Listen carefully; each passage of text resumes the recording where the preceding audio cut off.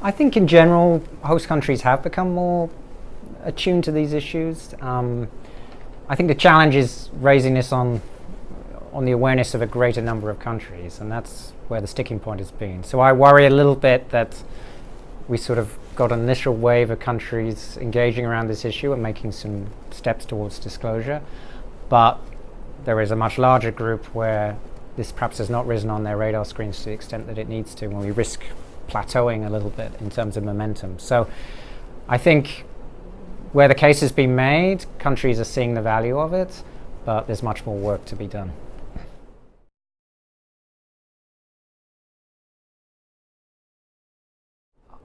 My experience is in working and talking with government counterparts is that so there's one fear around industry, as you say, being able to exploit this information and say we don't want to agree to a deal that's in any worse terms than those that you gave to company X. In reality, those companies talk to each other, so that information is sharing anyway. So I think as countries come to, and governments come to that realization, there's less concern on that point.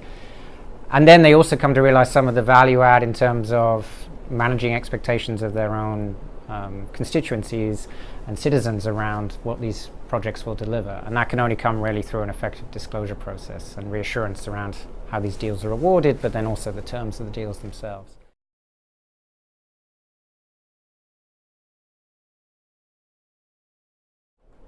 I certainly hope so, and I think it has the potential. I think a resource like Open Land Contracts that not only puts out the data points around these land agreements, but also tries to explain them and to the extent it can, contextualize them, I think that's a useful resource on all sides. And it's a starting point, right? It's a conversation starter that hopefully leads to, implications for land policy reform and bigger, more sustainable benefits from these types of investments for all sides.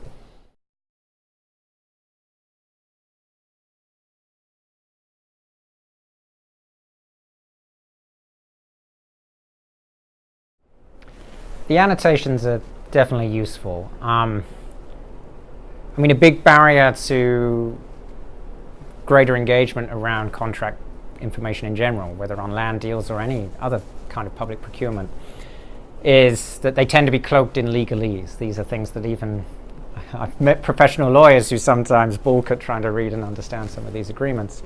So any effort that tries to put that in more layman's language, something that's more readily intuitive to citizens, and I think draws out those pieces that would be most relevant to them and their own concerns. That might be in terms of environmental protections if you're in a local community that's going to be affected by these deals.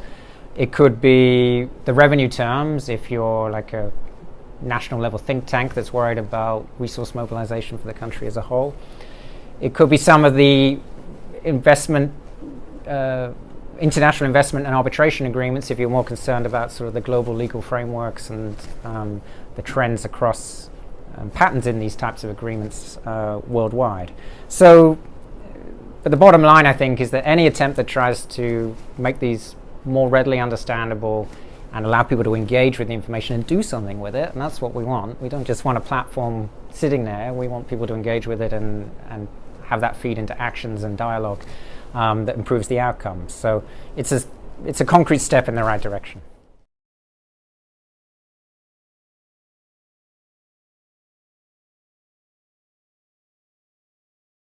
I do. I think the real value add of having these country portals is that it builds ownership of that process. And by going back and forth in terms of what information needs to be disclosed, in what format, any caveats or explanations that need to go with it, you build a sort of comfort level primarily with government and with industry. Usually it's the government that is the key counterpart in making these decisions and putting information out. But also then with the range of stakeholders about how useful this information is, and the mere process of having those conversations about what should be put out and how sort of tends to have a knock-on value and building trust and a willingness to talk frankly about some of the issues that those deals might hold. So I think if it's seen as something that's imposed and goes on an international site, that undermines some of the potential value. Whilst if it's something that the government and country stakeholders have been directly engaged with, they feel some responsibility, A, to keep it updated and use it, but hopefully also it's designed in a way that's most relevant to their needs, and that's what we should be focusing on. It's not what researchers in New York or groups like mine in DC want to do with this. It's what you want people on the ground who are affected by these deals to be able to do with it. So I see that as a real value add out of having the country-owned portals.